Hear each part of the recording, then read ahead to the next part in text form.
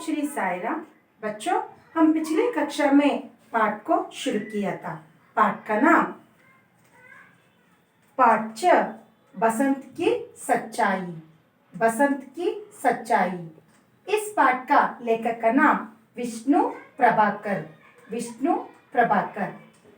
इस पाठ में लेखक एक एकांकी का रूप में प्रस्तुत किया है। इस एकांकी में बसंत, राजकिशोर जी और प्रताप और आदि लोगों के पात्र होते हैं।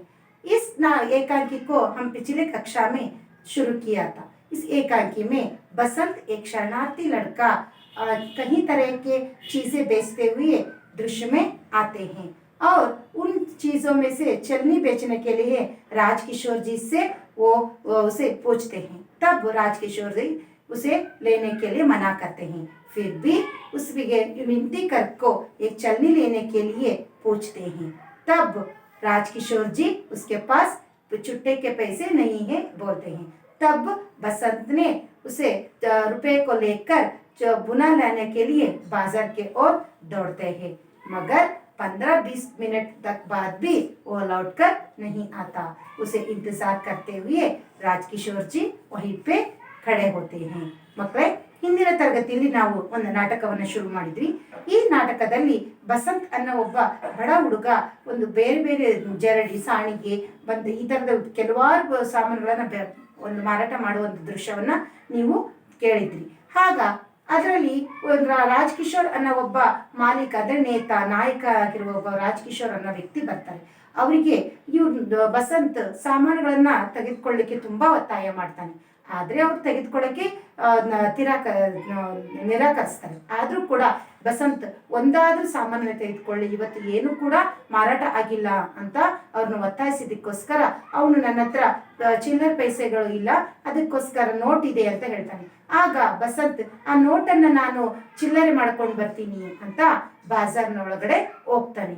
ಆದ್ರೆ 15-20 ನಿಮಿಷ ಆದ್ರೂ ವಾಪಸ್ ಬರಲ್ಲ। ಅವನು ಎಲ್ಲಿ ಹೋದ, ಏನಾಯ್ತು ಅವನಿಗೆ ಅಂತ ಯೋಚಿಸ್ತಾ ರಾಜಕಿಶೋರ್ जी ಅಲ್ಲೇ ನಿಲ್ತಾರೆ। ಮುಂದೆ ಏನಾಗುತ್ತೆ ಅನ್ನೋದನ್ನ ನೋಡೋಣ।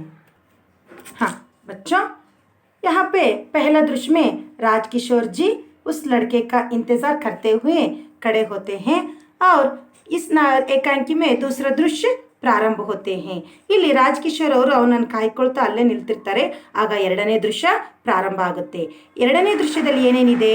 स्टेज पर जरा सा परिवर्तन के साथ पहले जैसा दृश्य।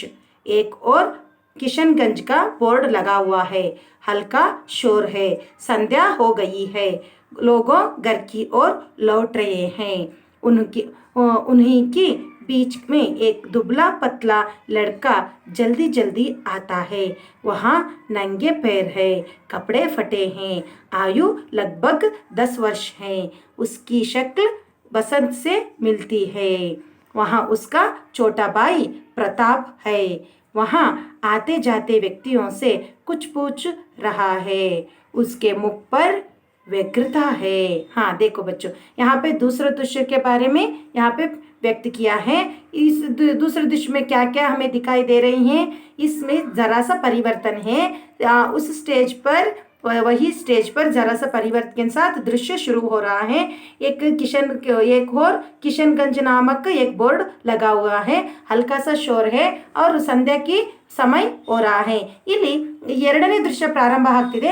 ಸ್ವಲ್ಪ ಪರಿವರ್ತನೆ ಆಗಿಬಿಟ್ಟು ಆ ದೃಶ್ಯದಲ್ಲಿ ಏನು ಕಾಣಿಸ್ತಾ ಇದೆಯಪ್ಪ ಅಂದರೆ, ಒಂದು ಸ್ಟೇಜಿನ ಮೇಲೆ ಕಿಶನ್ಗಂಜ್ ಅಂತ ಒಂದು ಬೋರ್ಡನ್ನು ಹಾಕಿರುವಂಥ ಒಂದು ಬೋರ್ಡನ್ನು ಕಾಣಿಸ್ತಾ ಇದೆ। ಮತ್ತು ಒಂದು ಸ್ವಲ್ಪ ಹಲ್ಕಾಸ ಶೋರ್ ಹೇ, ತುಂಬ ಜೋರಾಗಿರುವಂಥ ಒಂದು ಶಬ್ದ ಇಲ್ಲ, ಒಂದು ಸ್ವಲ್ಪ ಶಬ್ದ ಕೇಳಿಸ್ತಾ ಇದೆ ಮತ್ತು ಸಮಯ ಸಂಜೆ ಆಗ್ತಾ ಇದೆ। ಸಮಯ ಸಂಜೆ ಆಗ್ತಾ ಇದೆ ಅಷ್ಟೇ ಅಲ್ಲ, ಇಲ್ಲಿ ಲೋಗ್ ಗರ್ಕಿ ಓರ್ ಲೌಟ್ ರಹೆ ಹೇ, ಎಲ್ಲರೂ ಜನಗಳು ಎಲ್ಲಿಗೆ ಹೋಗ್ತಾ ಇದ್ದಾರೆ? ಮನೆಗಳಿಗೆ ವಾಪಸ್ ಹೋಗ್ತಾ ಇದ್ದಾರೆ। उनके बीच में एक दुबला पतला लड़का जल्दी जल्दी आता है।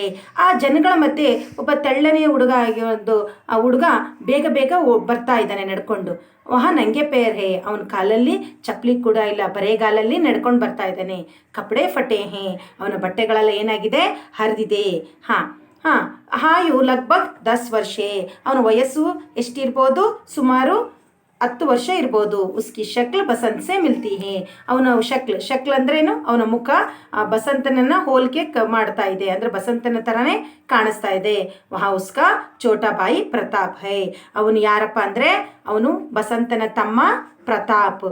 ವಹಾ ಆತೆ ಜಾತಿ ವ್ಯಕ್ತಿಯೋ ಸೆ ಕುಚ್ ಪೂಚ್ ರಹಾ ಹೈ. ಅವನು ಅಲ್ಲಿ ನಡ್ಕೊಂಡು ಹೋಗ್ತಾ ಇರೋ ವ್ಯಕ್ತಿಗಳ ಹತ್ರ ಸ್ವಲ್ಪ ಏನೇನೋ ಕೇಳ್ತಾ ಇದ್ದಾನೆ. ಉಸ್ಕೆ ಮುಖ ಪರ್ ವ್ಯಗ್ರತಾ ಹೇ. ಅವನ ಮುಖದಲ್ಲಿ ಒಂದು ಅಶಾಂತಿ ಇದೆ.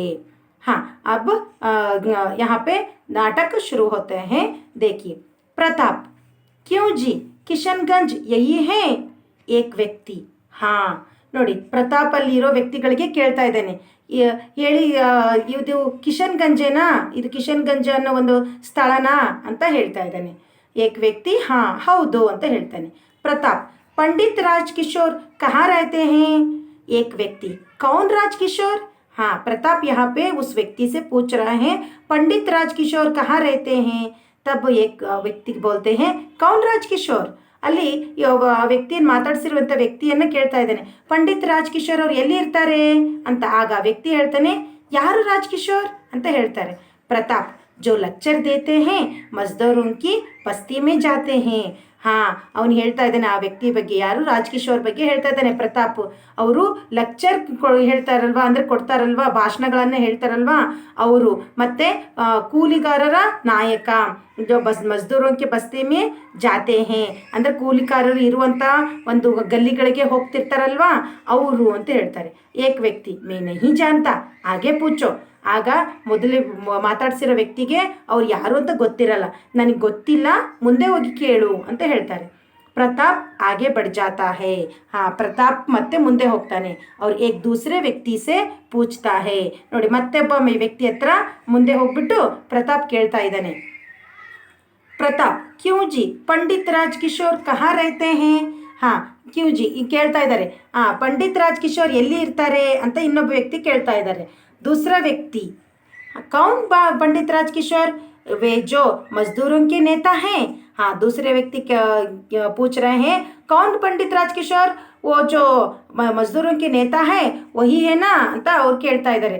ಯಾರು ರಾಜ್ಕಿಶೋರ್, ಪಂಡಿತ್ ರಾಜ್ಕಿಶೋರ್ ಅವರೇ ಅಲ್ವಾ, ಯಾರು ಕೂಲಿಕಾರರ ನಾಯಕ ಅವರೇನಾ ಅಂತ ಮತ್ತೆ ಅವರು ಕೇಳ್ತಾ ಇದ್ದಾರೆ ಪ್ರತಾಪನಿಗೆ. ಮತ್ತೆ ಅವರೇ ಪ್ರಶ್ನೆ ಕೇಳ್ತಾ ಇದ್ದಾರೆ. ಪ್ರತಾಪ್ ಹಾಂ ಹಾಂ ವೇ ವಹಿ. ಅವ್ರು ಹೇಳ್ತಿದ್ದಾರೆ, ಹಾಂ ಹಾಂ ಹೌದು ಹೌದು ಅವರೇ ಅಂತ ಹೇಳ್ತಿದ್ದಾನೆ ಪ್ರತಾಪ್. ದೂಸರಾ ವ್ಯಕ್ತಿ ಇಶಾರಾ ಕರ್ಕೆ ಇದರ್ ದೇಕೋ ವಹಿ ನೀಲಾ ಪರ್ದಾ ಹೇನಾ ಅಂತ ಹೇಳ್ತಾ ಇದ್ದಾರೆ. ದೂಸರಾ ವ್ಯಕ್ತಿ ಇಶಾರ ಕರ್ಕೆ ತೋರಿಸಿ ಹೇಳ್ತಾ, ಕೈ ತೋರಿಸ್ಬಿಟ್ಟು ಹೇಳ್ತಿದ್ದಾರೆ, ಅಲ್ಲಿ ನೋಡು ಕಾಣಿಸ್ತಾ ಇದೆ ಅಲ್ವಾ ನೀಲಿ ಪರ್ದೆ, ಅದೇ ಅವ್ರ ಮನೆ ಅಂತ ತೋರಿಸ್ತಾ ಇದ್ದಾರೆ. ಪ್ರತಾಪ್ ಹಾಂ ಮುಜೆ ದಿಖಾಯಿ ದೇ ರಾ ಹೇ ಅಂತಂದು ಅವನು ತಲೆ ಅಲ್ಲಾಡಿಸ್ತಾನೆ. ದೂಸರಾ ವ್ಯಕ್ತಿ ಬಸ್ ವಹಿ ರಹತೆ ಹೇ. ಹಾಂ, ಅವರು ಅಲ್ಲೇ ಇರ್ತಾರೆ ಅಂತ ಆ ದೂಸರಾ ವ್ಯಕ್ತಿ ಕಿಶನ್ಗಂಜ್ ಅವರ ಮನೇನ ತೋರಿಸ್ತಾ ಇದ್ದಾನೆ.